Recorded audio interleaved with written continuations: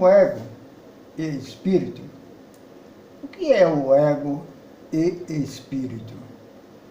Há muito tempo nos ensinam que somos filhos e a semelhança de Deus.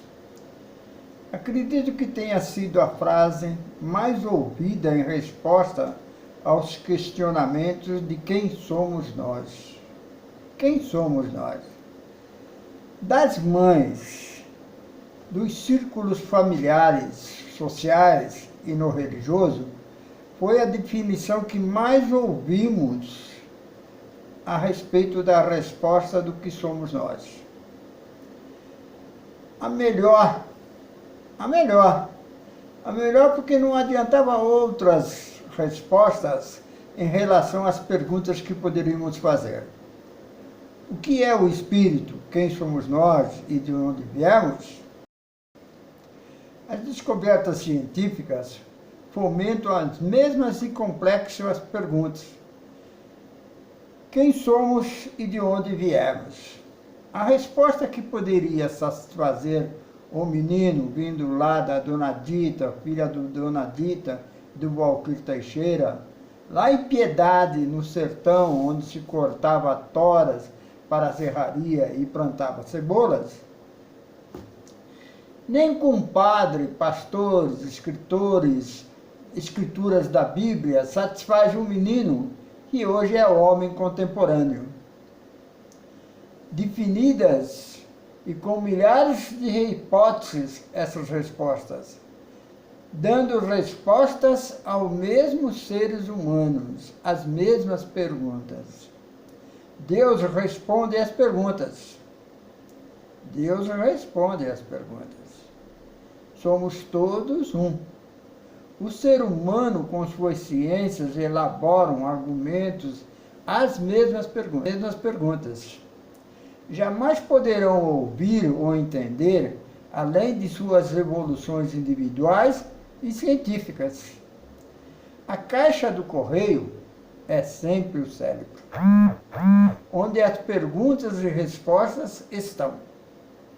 A pergunta e a resposta estão na mesma caixa do correio, o cérebro humano.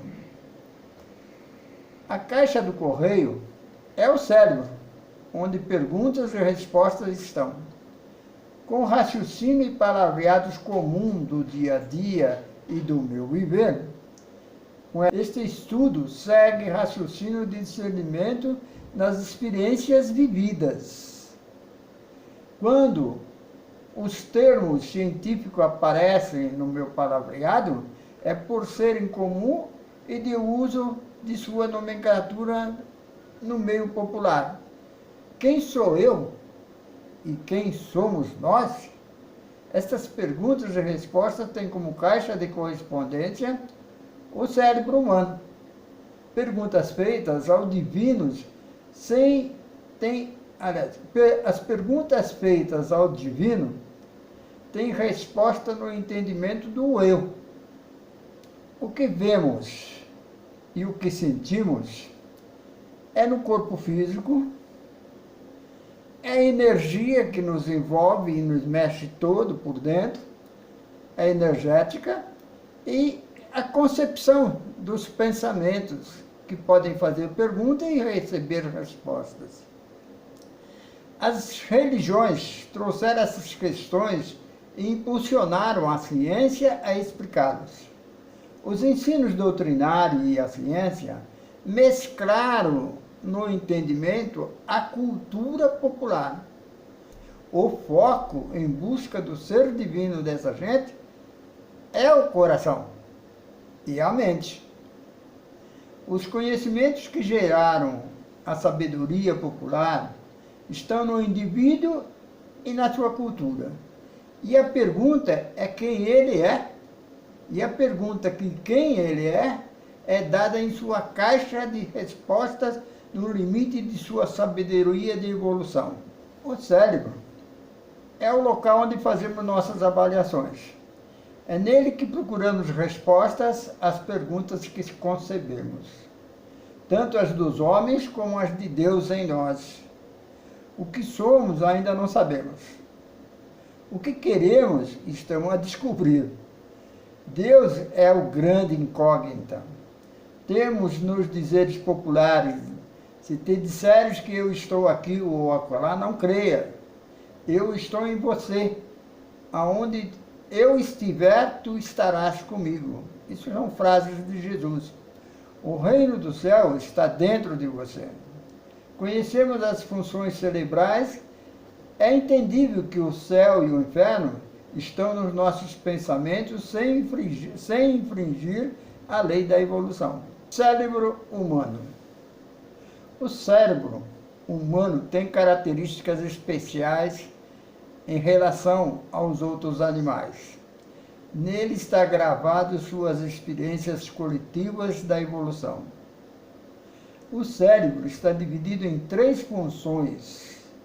Cérebro físico, ligado ao corpo, o consciente e o subconsciente.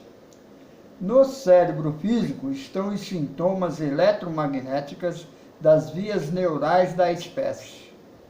Suas principais funções é alimentar o corpo, manter relacionamento com seus semelhantes. Essas experiências passam a serem seus arquivos de memória.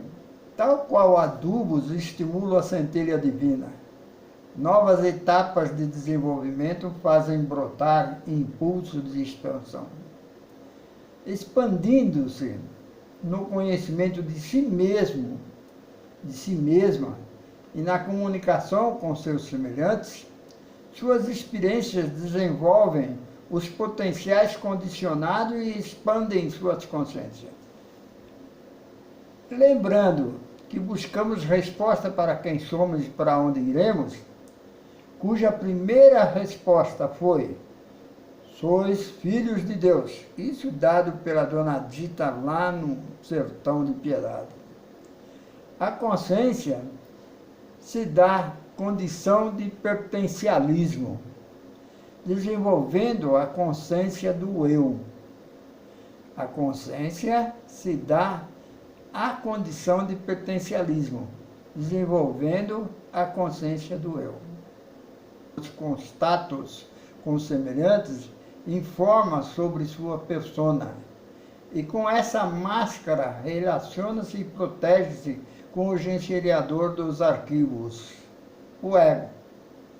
As outras pessoas nos dão as informações que nós precisamos a respeito de nós, e formamos com isso o ego. A consciência pertencialista do eu, tudo pode em potencial nos arquivos do subconsciente. Porém, regida agora pelo ego, seleciona o que compartilha na simbiose com os semelhantes. O ego e o eu criam seus mundos físicos e ambientais. O eu, sendo o criador de Deus, cria com seus atributos um mundo que lhe possa ser útil. E ao ego compete gerenciar as experiências arquivadas. O ego fica entre as criações do eu, no mundo das experiências e os atributos divinos. Impulsionado por interesse, o eu, alma, espírito, expande para a eternidade. E o ego, sendo função gerencial, experimental, não tendo vida própria, só existe junto com o corpo, acaba criando situações de não permitir que o eu se expanda. O ego limita o eu nas experiências com medo da morte. Na verdade, o que quer sempre vivendo, quer sempre vivendo na experiência do passado. O eu tende a expandir-se, desenvolvendo os atributos e potencial no seu subconsciente, busca realizar-se. E o ego limita-se ao corpo, ao passado. Em síntese, dá a impressão de briga entre os dois. Porém, o eu, usar todos os atributos do subconsciente seria desastroso. Acabaria com seu mundo de ilusão inclusive com o seu corpo físico, que foi criado acomodando o ego. E os arquivos do passado consciente estão juntos. Quando acabar o corpo físico, acaba também o ego. A morte do corpo o mataria. O ego, tendo limite na vida consciente física, a qual gerencia, não quer que o eu alce voos ao Todo-Poderoso. Sois deuses. O eu viveu limitado pelo medo de perder-se sem o ego. Viveu limitado pelo medo de perder-se sem o seu ego. E agora o conhecimento lhe mostra que você é mais que o corpo, ego e cérebro. Tem no consciente seus atributos reconhecidos e no subconsciente seu potencial disponível em conexão divina.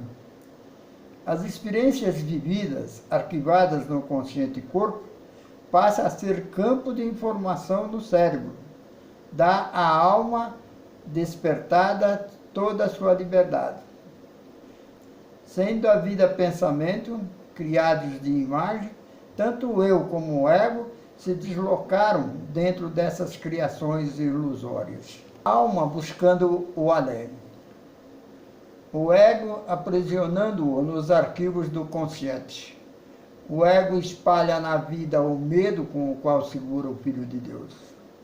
O eu, dominando o arquivo do inconsciente coletivo, descobre-se de poder incalculável, além do corpo, o mundo imaginado esvaem-se na verdadeira vida do Filho de Deus. As respostas dadas, vós sois filhos de Deus, têm sentido, e o resto esvaem-se. E o ego tem seu fim, a alma prossegue fazendo seu próprio caminho. O caminho e o caminhante é o pai e o filho. A casa de meu pai tem muitas moradas. Faça seu próprio caminho. Faça seu próprio caminho. Vós sois deuses.